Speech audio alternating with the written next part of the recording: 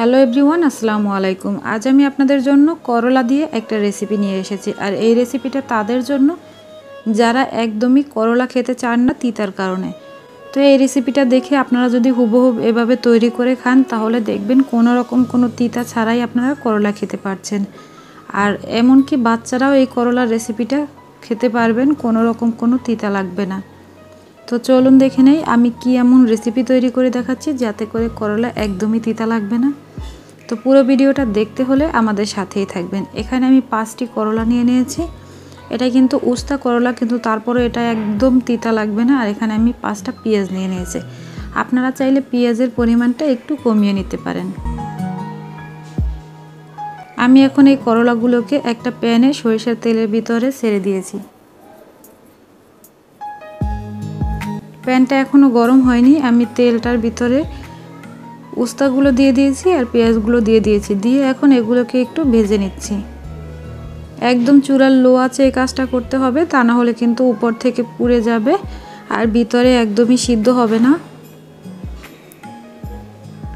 এখন আমি ভালোভাবে নেড়ে চেড়ে একটা স্প্যাচুলা দিয়ে তারপরে এগুলোকে ভেজে নিচ্ছি। আর এই যে তেলটা দিয়েছি এটা কিন্তু কোনোভাবেই তিতো হয়ে যাবে না, কারণ এই উস্তাগুলো আমি কেটে নেইনি, একদম আস্ত করে নিয়েছি। আর এতে করে তেলটা একদমই তেতো হবে না। আপনারা যে কোনো রান্নায় ব্যবহার করতে পারবেন, কোনো সমস্যা নাই। আমি ব্যবহার করে দেখেছি। আপনারা একটুও ভয় পাবেন না যে তেলটা মনে হয় তিতো হয়ে যাবে, এই তেলটা দিয়ে হয়তো অন্য কোনো রান্না করা যাবে না, এটা একদমই ভাববেন না।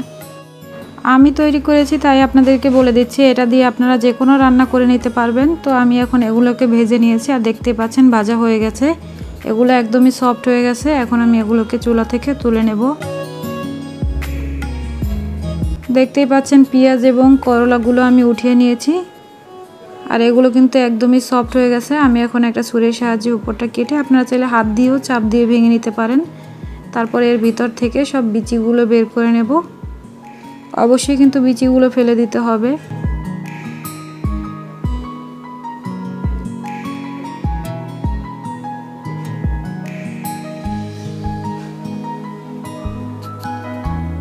তো আমি এখন এই বিচিগুলোকে ফেলে দিচ্ছি। ফেলে দিয়ে এরকম করে সবগুলো উস্তা করলার বিচি আমি ফেলে দিব।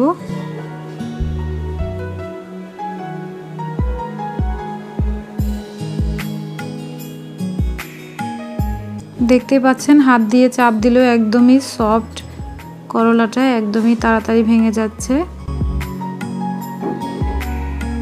আর এখন আমি পেঁয়াজগুলোকে কিভাবে করে কেটে নিচ্ছি সেটা আপনারা দেখে নিশ্চয়ই বুঝতে পারছেন। এভাবে করে কেটে নিচ্ছি, তবে এভাবে করে আমি একটু বড় বড় করে কেটে নিচ্ছি। আর এগুলো হাত দিয়ে চাপ দিলে কিন্তু একদমই ভেঙে ছোট ছোট টুকরো হয়ে যাবে। আর এগুলো কিন্তু সিদ্ধ হয়ে সফট হয়ে গেছে। এগুলো বড় বড় করে নিলেও সমস্যা নেই কোনো। এভাবে করে সবগুলো পেঁয়াজ আমি কেটে নিচ্ছি। দেখতেই পাচ্ছেন পেঁয়াজগুলো কিন্তু হাত দিয়ে চাপ দিলেই ভেঙে যাচ্ছে, একদমই সফট হয়ে গেছে। এখন আমি পেঁয়াজ এবং করলা এগুলোকে আবার একটু চটকে নিচ্ছি হাত দিয়ে, ভালোভাবে করলাগুলোকে ভেঙে নিচ্ছি। দেখতেই পাচ্ছেন কতটা ভালোভাবে সিদ্ধ হয়েছে, যে হাত দিয়ে চাপ দেওয়ার কারণে এগুলো কিন্তু সফট হয়ে যাচ্ছে।